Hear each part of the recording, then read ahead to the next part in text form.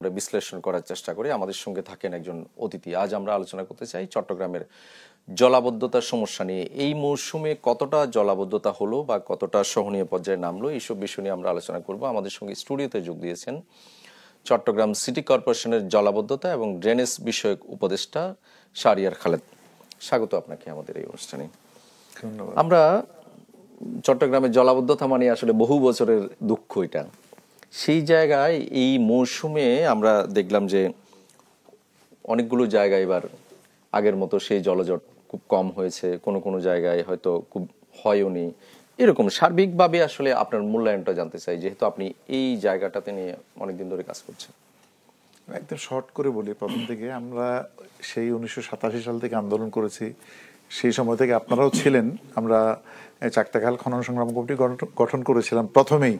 কি জন্য? চকবাজার, ঘাসিয়ারপাড়া, বাদুরতলা, কাপাসগোলা, মুরাদপুর, বহদ্দারহাট এবং ষোলকবহর এই কয়েকটি এলাকায় পানি উঠতো, এক কোমর সমান পানি উঠতো। তো এখন পরবর্তীতে দেখা যাচ্ছে যে আমরা আন্দোলন শুরু করেছি। আন্দোলন করার পর আমরা 2-3 বছর পর বাজেট আসে, কাজ হয়, কিন্তু তার রেজাল্ট নেই।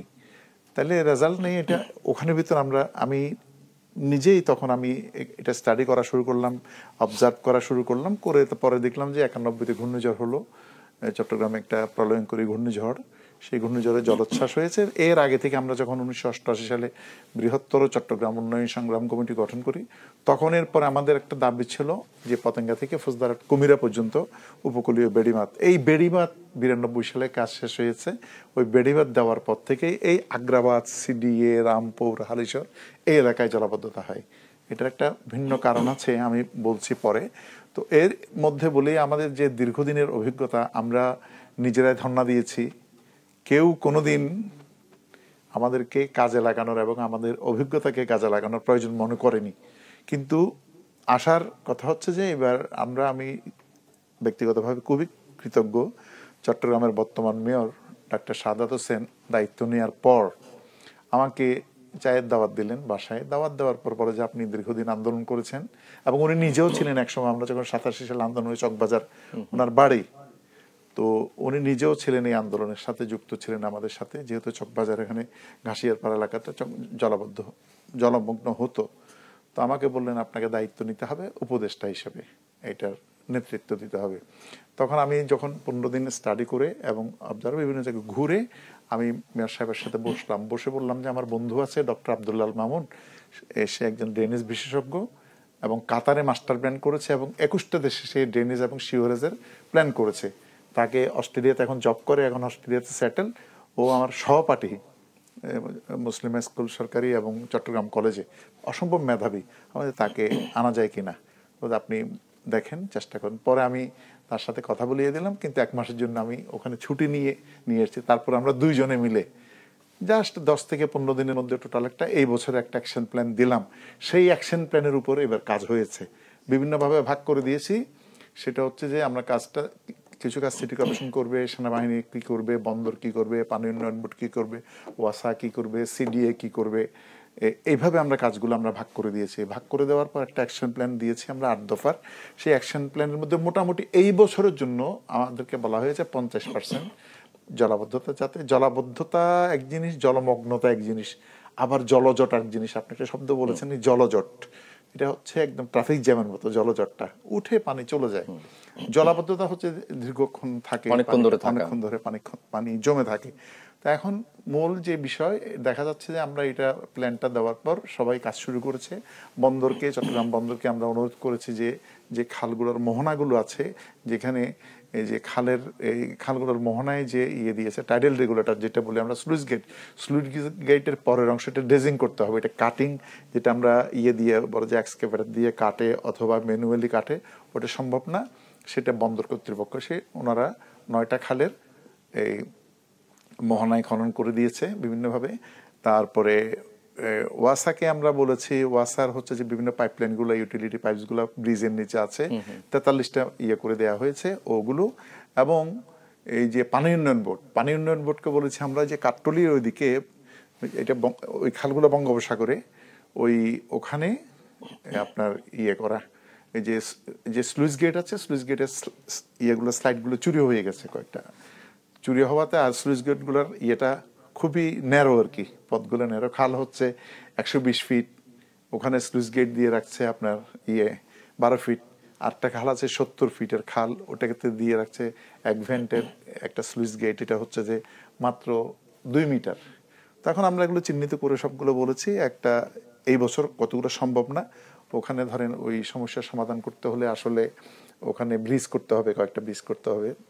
তো ব্রিজ করে টাইডের রেগুলেটর ওখানে করতে হবে। আর এই বছর যে আপনি কথা বলছেন, পানির কথা বলছেন, আমার হিসাবে গত বছর, আগের বছর এবং তার আগের বছরও যে পানির এখানে ছিল, চট্টগ্রাম মহানগরীতে পানি উঠেছে অথবা জলাবদ্ধতা বলি, জলমগ্নতা বলি, যেটাই বলি, তার থেকে 60% কম হয়েছে। অনেক এলাকায় পানি ওঠেনি, ঘাসিয়ার পাড়ায় পানি ওঠেনি, সিডি আবাসিক এলাকা, আগ্রাবাদে পানি ওঠেনি, রামপুর অথবা এইদিকে হালিশহর এলাকায় ওখানে পানি ওঠেনি, ঘাসিয়ার পাড়ায় পানি ওঠেনি। আর প্রথম দিকে বহদ্দারহাট এবং অন্যান্য পাশাপাশি মুরাদপুর এলাকায় পানি ওঠেনি, কিন্তু এই গত 7 তারিখের বৃষ্টিতে একটু অন্য কারণ আছে। এটা বহদ্দারহাট এলাকায় আমরা এবারও দেখলাম, বা কাতালগঞ্জ এলাকায় এবারও দেখলাম যে না, কাতালগঞ্জ এলাকায় পানি উঠে একটা কারণ আছে, সেটা আমি বলি। ওখানে একটা হিজড়া খাল আছে, এটা বাগঘোনা থেকে নেমেছে। তো খালটা একটু ন্যারো। এখন যে পরিমাণে ওখানে হাইরাইজ বিল্ডিং গুলো হয়েছে, যে পরিমাণে ওয়েস্ট ওয়াটার গুলো আসতেছে, ওখানে জোয়ার হয় না ঠিকই, বৃষ্টির পানি এবং ওয়েস্ট ওয়াটার আসে, সেটা খুব সম্ভবত সিডি এর ইয়েতে তত্ত্বাবধানে সেনাবাহিনীর 34 ব্রিগেড ইঞ্জিনিয়ারিং কোর ওনারা বাস্তবায়ন করবে। ওখানে কিছু ভূমি হুকুম দখল আছে। আর এই পর্যায়ে আমরা যদ্দূর পারছি কিন্তু করে দিচ্ছি, কিন্তু চকবাজার, কাপাসগোলা, বাদুরতলা আর হচ্ছে যে কাতালগঞ্জ, এই 4টি এলাকাকে আমরা দেখছি কিছু কাজ চলছে ওখানে। আমরা আগামী 10-15 দিনের মধ্যে কিছুটা একটা রেজাল্ট পাবো, কিন্তু পুরোপুরি রেজাল্ট হতে আমরা যদি একটু অপেক্ষা করি, তাহলে দেখা যাবে আগামী বছর ওই এলাকায় পানি থাকবে না। এবং বিভিন্ন কিছু ব্লকেট আছে, ব্লকেটটা মানে এই যে পুরনো ওয়াল, এটা 1967 সনে দেয়া হিজড়া খালের ওয়ালটা, এটা পাকা খাল, তলা শুদ্ধ পাকা। তো এটা যদি খনন করা হয়, তলা পর্যন্ত যদি মাটি তোলা হয়, এটা ধসে পড়তে পারে। আর পাশাপাশি দেখা যায় দুই পাশের যে ভবনগুলো আছে, অনেকেই ওখানে অবৈধ দখল আছে। অবৈধ দখলের ধরনটা আমি বলি, সেটা হচ্ছে ধরেন এটি হচ্ছে খাল, এটি হচ্ছে এই সিটি কর্পোরেশনের দেয়া ওয়ালের পাশে হচ্ছে তাদের ইয়েগুলা, পিলারগুলো দিয়েছে, পিলার, এবং এই খালের ওয়ালের সাথে এইভাবে করে বিল্ডিং এর ওয়ালটা তুলে দিয়েছে। এখন এটা যদি খনন করা হয়, পুরোপুরি খনন করা হয়, তাহলে এটা একটা ড্যামেজ হওয়ার সম্ভাবনা আছে। কি বলে যে শ্রমিকদের জীবনের ঝুঁকি আছে। তো এরকম অবস্থা। এটা এক্ষেত্রে এই যে আপনারা যে পরামর্শগুলো দিয়েছেন সেটা সিটি কর্পোরেশনকে, এবং সিটি কর্পোরেশন কাজ করেছে না, সিটি কর্পোরেশনকে দিয়েছি। তো সিটি কর্পোরেশন সবাই ছিল ওখানে, বিভিন্ন ডিপার্টমেন্ট গুলো ছিল। আমি বলেছি যে এক্ষেত্রে কি এই জলাবদ্ধতা প্রকল্প, নিরসন প্রকল্প যেটা হচ্ছে, এইটার কি কোনো সুফল পাওয়া যাচ্ছে? অবশ্যই সুফল পাওয়া যাচ্ছে। সুফল না হলে এই বছর পানি কিছু কিছু জায়গায় উঠেছে। এটা আরেকটা তথ্য দিই আপনাকে, এই গত বছর আমাদের হিসাব মতে 88টা পয়েন্টে, হট পয়েন্টে পানি উঠেছে জলাবদ্ধতা। এই বছর কিন্তু এটা 33টায় চলে আসছে, এবং আরো 2-3টা কমে যাবে। যেমন জিএসের মোড়ে পানি আগামীতে যদি বৃষ্টি হয়, এখনো শ্রাবণ মাস আছে, শ্রাবণ মাসের পরেও কিন্তু সেপ্টেম্বরেও বৃষ্টি হয়। তো ওখানে দেখা যাবে যে আপনার জিএসের মোড়ে এবার পানি প্রথম দিকে একটু ছিল, কিছু ব্লকেট ছিল ওখানে, বিভিন্ন ধরেন কেন কারণও আছে অন্যান্য প্রতিষ্ঠান। এই যে সেজন্য বলি যে কোনো সমন্বয় ছাড়া বিভিন্ন প্রতিষ্ঠানগুলো আছে, এই প্রতিষ্ঠানের সমন্বয় করতে হবে। এই যে আমরাও এটা আহ্বান জানিয়েছি, সরকারকে দাবিও জানিয়েছি বিভিন্ন সময়, যে এই যে একটা সিটি গভর্নমেন্ট সব প্রতিষ্ঠানগুলো যদি বিদেশে যেটা আছে, সব প্রতিষ্ঠানগুলো যদি একটা সমন্বয় থাকে, এখন তো সমন্বয় হচ্ছে, কিন্তু এটা সিটি গভর্নমেন্ট যদি করা হয়, তাহলে এক জায়গা থেকে সমস্ত কিছু ডিসিশন হবে। এখন এক এক প্রতিষ্ঠান এক একভাবে সিদ্ধান্ত নিচ্ছে, কিন্তু ওইটা মাঝখানে দেখা যায় বিভিন্ন এই যে সমন্বয়হীনতার কারণে কিছু কিছু সমস্যা হচ্ছে। যেমন আজকেও আগ্রাবাদের এই যে সিডি আবাসিক এলাকার ভেতরে জাম্বুরি মাঠের পরে আমি দেখেছি একটা ব্রিজের নিচে দেখা যাচ্ছে আপনার বিটিসিএল এর কেবল দেখা যাচ্ছে, তারপরে ওয়াসার পাইপ আছে। ওখানে পানি যে হয়ে পানি যে যখন খাল দিয়ে আসে, নাসির খাল, ওইটা দিয়ে এসে ওখানে পাইপের সাথে বাধাপ্রাপ্ত হয়, তারপরে এদিকে সিলটেশন হয়, ভরাট হয়ে যাচ্ছে এটা। তো এইটা আছে। আর আগ্রাবাদ এলাকায় দেখবেন যে আপনার এবার বিশেষ একটা বরাদ্দ দিয়েছে সরকার, সিটি কর্পোরেশনকে দিয়েছে, এবং বাংলাদেশ নৌবাহিনীর তত্ত্বাবধানে এই কাজটি হয়েছে। সেখানে প্রায় এটাকে আমরা box culvert, Sheikh Mujibur culvert বলি। তখন থেকে এটা বিশ্ব ব্যাংকের অর্থায়নে হয়েছিল 32 কোটি টাকার একটা প্রকল্প। সেটার সাথে নাসির খাল এবং একটা লাল মিয়া ছড়া, দুইটা ছড়া, এইটাও বক্স কালভার্ট, ওগুলো এসে ফায়ার ব্রিগেডের ভিতর দিয়ে আসছে নাসির খালটা, এসে এটার সাথে মিশে কর্ণফুলীতে বারেক বিল্ডিং দিয়ে মানে 1 নম্বর জেটি যেটা আছে, ওই 1 নম্বর জেটি দিয়েই সেটা কর্ণফুলীর সাথে মিশেছে। ওখানে একটা ফ্ল্যাপ গেট আছে, যেটা আমরা স্লুইস গেট বলি, জোয়ার আসলে বন্ধ হয়ে যায়, জোয়ার চলে গেলে এটা খুলে যাবে। তাহলে এইটা কিছু প্রতিবন্ধকতা ছিল, প্রচুর মাটি এটা থেকে তুলেছে, মানে জীবনে অনেক ঝুঁকি নিয়ে, এখানে মিথেন গ্যাস থেকে আরম্ভ করে বিভিন্ন ধরনের একটা ঝুঁকি ছিল। এরপরেও নৌবাহিনীর তত্ত্বাবধানে শ্রমিকরা ওখানে ভিতরে হ্যাজাক লাইট দিয়ে, জেনারেটর দিয়ে বিভিন্নভাবে প্রায় কাজ করেছে, সেটার একটু সুফল আছে। কিন্তু কিছু জায়গায় এখনো আমাদের এটার সাথে লিঙ্ক যে সমস্ত এগুলো, ওইটা রয়ে গেছে। ওইটা খুব সম্ভবত এই 2-4-5 দিনের মধ্যে কাজ শুরু হবে। এর বাইরে আপনি দেখেন আগ্রাবাদের যে কমার্শিয়াল এরিয়া যেটা, ওইটা কিন্তু এই খালের কারণে হয় না পানি, এখানে এবার পানি উঠেছে ওখানে, এটা জোয়ারের পানি। সেটি হচ্ছে যে মোগলটুলি খাল, কেউ কেউ আবার এটাকে পশ্চিম মাদারবাড়ি খালও বলে। তো ওখানে কিছু অবৈধ দখলদার আছে, এক সময় বাঁশ এবং নৌকা, এই সাম্পান আসতো এখানে কমার্স কলেজের পেছনে, কিন্তু ওখানে দেখা যাচ্ছে বিএস জরিপ, এখন যেহেতু বিএস জরিপ দিয়ে সমস্ত কিছুকে চিহ্নিত করা হচ্ছে, তো ওখানে কিছু প্রতিবন্ধকতা আছে, অবৈধ দখলদার আছে। তো অতি সত্বর না, মানে কিছুদিন আগেই পানি উন্নয়ন বোর্ড বিশেষ ব্যবস্থায় তারা জরুরি ভিত্তিতে এই যে টাইডাল রেগুলেটর বলি, যেটা আমরা এই যে কি বলে স্লুইস গেট বলি, স্লুইস গেটের নির্মাণ কাজ শুরু করেছে।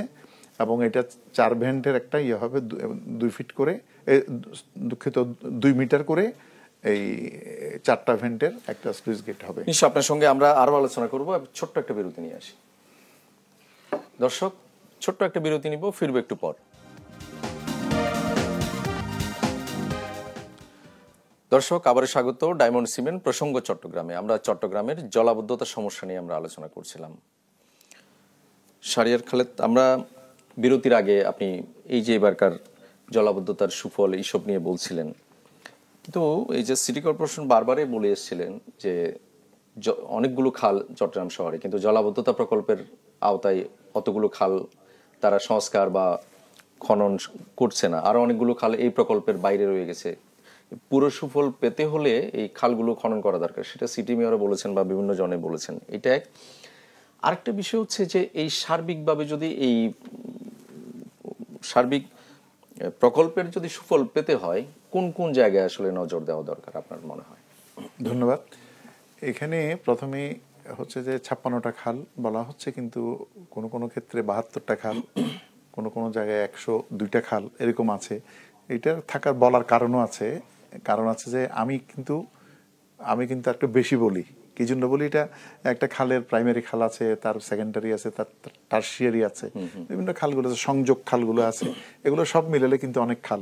যাই হোক, তো যেটা বলা হয়েছে 56টা খালের মধ্যে 21টা খাল এখনো ওখানে হাতও দেওয়া হয়নি। কিছু কিছু জায়গায় আমরা জরুরি ভিত্তিতে হয়তো বলেছি, ওটা করে দিয়েছে, এটা প্ল্যানেও ছিল না। আবার দেখা যাচ্ছে যে এই যে সিডিএ সেনাবাহিনীর 34 ইঞ্জিনিয়ারিং ব্রিগেডের মাধ্যমে যে খালগুলো করছে, তার মধ্যে 21টা কি 22টা কাজ প্রায় সমাপ্তির পথে, এখনো প্রচুর মাটি আছে এবং কিছু কিছু জায়গায় রিটেনিং ওয়ালের কাজ বাকি আছে। এই খালগুলো খুব সম্ভবত আগামী বছর সমাপ্ত হবে। তবে আমি আশাবাদী মানুষ, আশার আলো দেখছি। দীর্ঘদিন পরে আমরা দীর্ঘদিন আন্দোলন করেছি, সংগ্রাম করেছি, আমরা কিন্তু হতাশ হইনি, আশাবাদী মানুষ, আশার আলো দেখছি এখন। তার মধ্যে এই জলাবদ্ধতা যদি কমাতে হয়, তাহলে সরকারকে অবশ্যই অবশ্যই চট্টগ্রাম সিটি কর্পোরেশনকে, এটা সিটি কর্পোরেশন এটা সরকারের একটা প্রতিষ্ঠান, প্রতিষ্ঠান। তো এখানে কিছু বিষয় আছে, প্রয়োজনীয় একটু বরাদ্দ দিতে হবে। এবং যদি 21টা খাল বাকি আছে, 21টা খালের পর আর নিয়মিত যে খাল পরিষ্কার করার জন্য এই যে এক্সকেভেটর, তারপরে বিভিন্ন এই যে পেলোডার বলি আমরা যেগুলো, ওই যে তারপর ড্রাম ট্রাক, প্রয়োজনীয় এগুলো নেই। তো সেগুলো না থাকার কারণে অনেক ক্ষেত্রে অনেক জায়গায় যেমন 3000 টন দৈনিক আবর্জনা হয়, ওখান থেকে 2000 থেকে 2200 টন পর্যন্ত ওনারা এই যে সিটি কর্পোরেশন এগুলো সংগ্রহ করতে পারে, সংগ্রহ তার করে মানে ডাম্পিং হচ্ছে যে করে। প্রকল্প বাস্তবায়ন হচ্ছে ঠিক আছে, কিন্তু এটার মেইনটেনেন্সটাও তো অনেক বড়। হ্যাঁ, মেনটেনেন্স অবশ্যই অনেক বড়, কিন্তু মেনটেনেন্স খরচটা মানে একসময় কমে যাবে। যেটা হচ্ছে আমরা যখন সলিড ওয়েস্ট ম্যানেজমেন্ট, যেটা বর্জ্য ব্যবস্থাপনা বলি, এখন 800 টন এই ময়লা কোথায় যায়? খাল নালায় নিক্ষেপিত হয়, নদীতে যাচ্ছে, সাগরে যাচ্ছে, তাহলে তার তলদেশ ভরাট হয়ে যাচ্ছে। কর্ণফুলী এটা লাইফ লাইন আমাদের বাংলাদেশের, একটা যে বন্দর নগরী, বন্দর দিয়ে বিশাল একটা বাণিজ্য হয় চট্টগ্রামের, আমাদের আমদানি রপ্তানি বাণিজ্য হয়। এইটা সবসময় যদিও বন্দর কর্তৃপক্ষ রাখে, এটাকে সচল রাখে, এরপরেও বিভিন্ন জায়গায় তার যে তলদেশে প্রচুর পরিমাণে পলিথিন এবং কঠিন বর্জ্য, ওখানে যেগুলো মানে খনন করতে অনেক কষ্ট হচ্ছে। এরপরে এই কর্ণফুলী নদী নিয়মিত ড্রেজিং করা, এটা হচ্ছে যে কাজ, এটা চলমান রাখতে হবে চট্টগ্রাম বন্দর কর্তৃপক্ষকে। এটা কালুঘাট অথবা হালদা নদীর মোহনা পর্যন্ত হচ্ছে বন্দরের, এরপরে হচ্ছে পানি উন্নয়ন বোর্ডের। কিন্তু পানি উন্নয়ন বোর্ডকে আহ্বান জানাবো আমরা এর মাধ্যমে, এখানকার মানে আজকের এই আলোচনার মাধ্যমে আহ্বান জানাতে চাই, এবং আমরা ব্যক্তিগতভাবে হয়তো যদ্দূর পারি করবো, সরকারকে আহ্বান জানাবো যে কর্ণফুলীর উপরের অংশে, যেমন রাঙ্গুনি এলাকা, বোয়ালখালী এলাকার যে ভান্ডালজুড়ি এলাকায় আছে, ওখানে দেখা যায় যে সিজনে এই শীতকালে ওখানে হেঁটে পার হওয়া যায়, ওখানে খনন করা। এটা খনন করলে পানি ধারণ ক্ষমতা বাড়বে। আর আরেকটা কথা বলছি, সেটি হচ্ছে যে এই পতেঙ্গা থেকে ফৌজদারহাট পর্যন্ত যে বেড়িমাঠটা আছে, ওখানে পাশে 600 ফিট একর ছিল, ভূমি অধিগ্রহণ ছিল। তো এবার আমাদের চেষ্টায় আমরা সাজেস্ট করেছি এখান থেকে প্রায় দখলকৃত, যে দখল করে রেখেছে অনেকেই প্রভাবশালীরা, ওখান থেকে প্রায় 40 একর জায়গা উদ্ধার হয়েছে, আরও জায়গা আছে। তো ওখানে আমরা বলেছি, ওখানে কৃত্রিম হ্রদ সৃষ্টি করে মৎস্য চাষ হতে পারে, বৃক্ষরোপণ হতে পারে, এবং ওখানে এই বিভিন্ন কি বলে যে ছোটোখাটো রেস্টুরেন্ট হতে পারে নান্দনিকভাবে। এগুলো ডিজাইনার দিয়ে করতে হবে, ডিজাইনার দিয়ে করলেই ভালো হয়।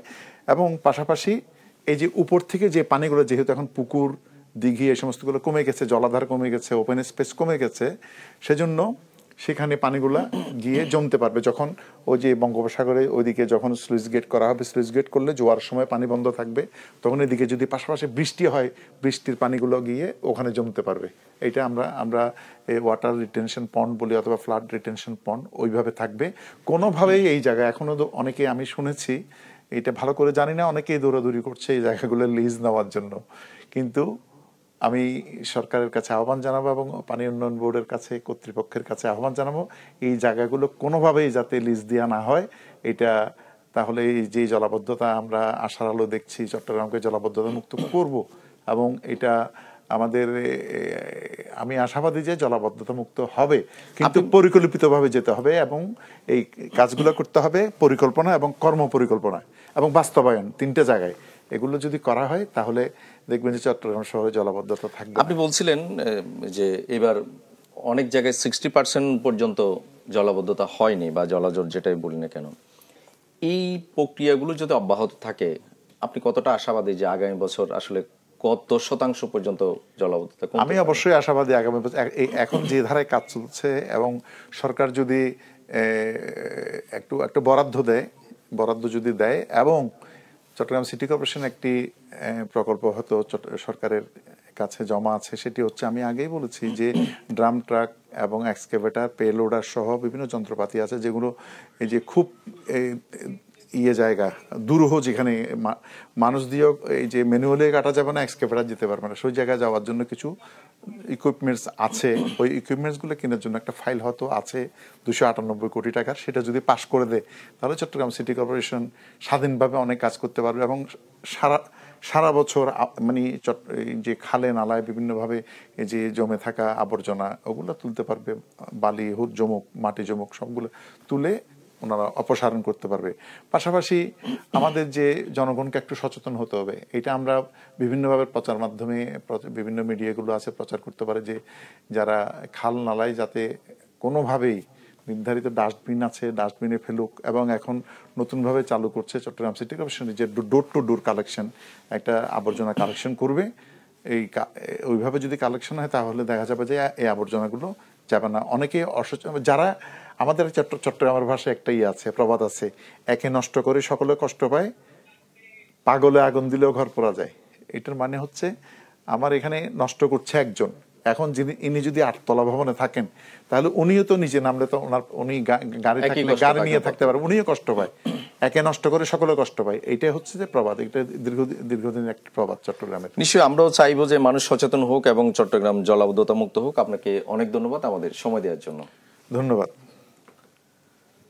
দর্শক, আপনাদেরকেও ধন্যবাদ। ভালো থাকুন সবাই।